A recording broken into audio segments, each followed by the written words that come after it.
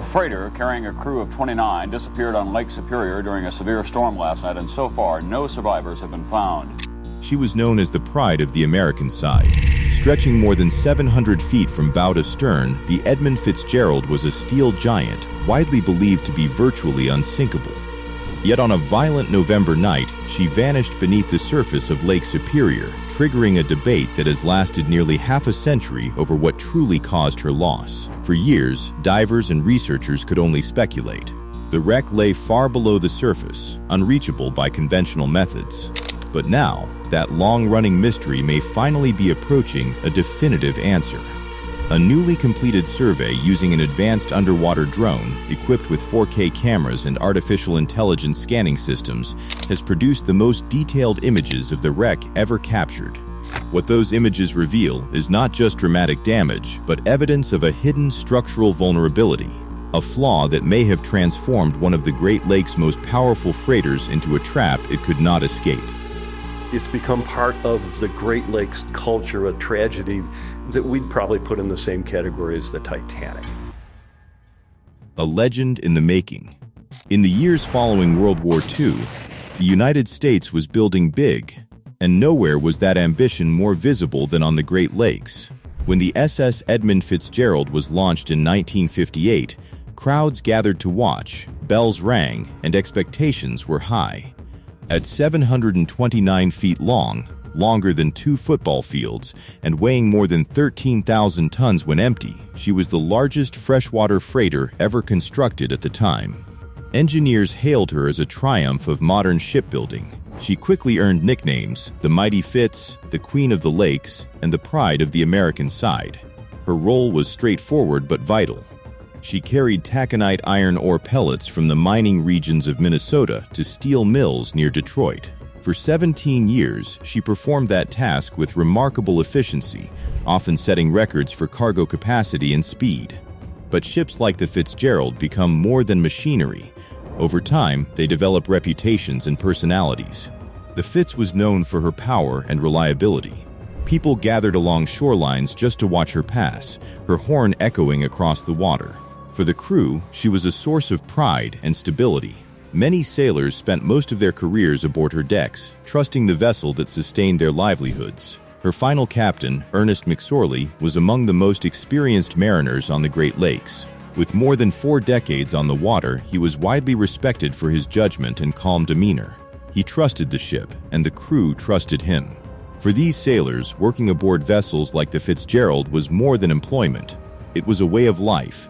None of them knew that the very design that made the Fitzgerald famous would soon turn against her. The Witch of November. Despite their inland appearance, the Great Lakes can be as dangerous as any ocean, especially late in the year. Sailors have long feared the violent storms that strike in November, known ominously as the Witch of November. These storms can generate hurricane-force winds and waves towering 3 stories high. The Edmund Fitzgerald had survived many such encounters before. In nearly 2 decades of service, she had never suffered a major accident. Her reputation for strength was unquestioned. On November 9, 1975, the Fitzgerald departed Superior, Wisconsin, carrying more than 26,000 tons of iron ore. Her destination was a steel mill near Detroit. The forecast called for rough weather, but that was nothing unusual for the season. Captain McSorley coordinated with another freighter, the Arthur M. Anderson. The 2 ships agreed to cross Lake Superior together, maintaining radio contact and tracking each other's progress through the storm. As the Fitzgerald left the dock, nothing about the departure suggested anything extraordinary. It was simply another run, another storm to endure. Within 36 hours, the ship and her entire crew would be gone. The final voyage. The storm that struck Lake Superior on November 10 was far more powerful than expected. Winds exceeded 80 miles per hour. Waves rose to more than 35 feet. Snow and freezing spray slashed across the lake, reducing visibility to almost nothing. Both the Fitzgerald and the Anderson struggled against the conditions. Throughout the afternoon, Captain McSorley remained in radio contact. His voice was reported to be steady, calm, characteristic of someone deeply familiar with severe weather. Around mid-afternoon, McSorley reported a troubling development. The ship had developed a list. Several vent covers were missing, and a railing had been damaged. He also noted that the Fitzgerald's radar was no longer functioning and asked the Anderson to continue tracking their position. Even so, he emphasized that the pumps were managing the incoming water. The final radio transmission came at approximately 7:10 p.m. When asked how they were holding up, McSorley replied simply, "We are holding our own." Shortly afterward, the Fitzgerald's radar signature disappeared from the Anderson screen. There was no distress call, no flares, no warning. The 729-foot ship, carrying 26,000 tons of cargo and 29 men, vanished. Search teams later recovered only a few lifeboats and rafts, all empty and badly damaged. It was as though the lake had opened and swallowed the vessel whole. A ship broken in two.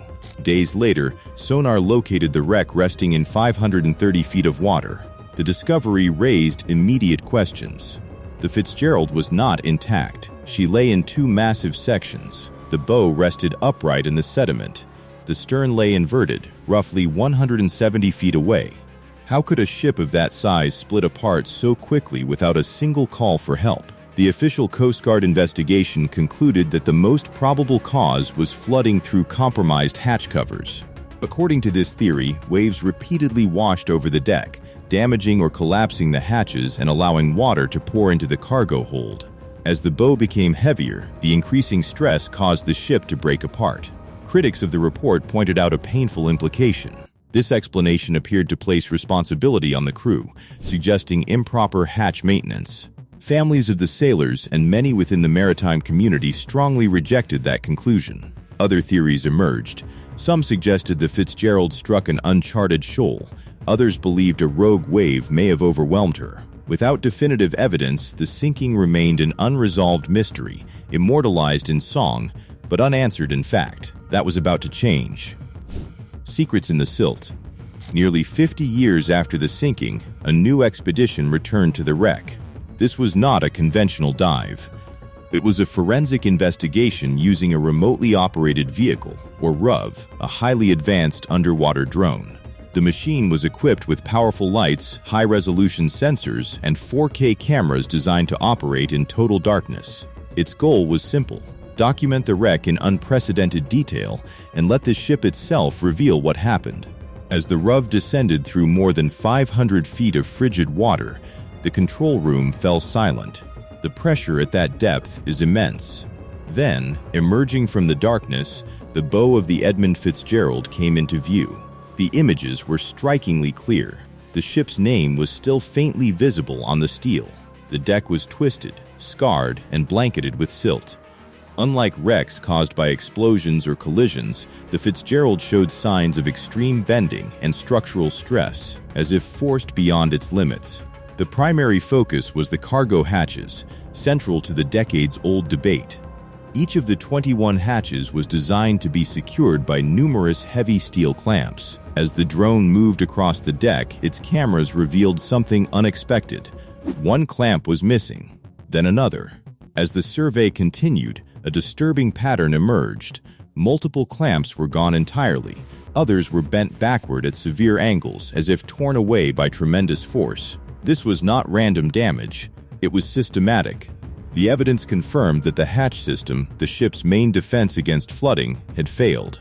But the drone was about to uncover something even more critical.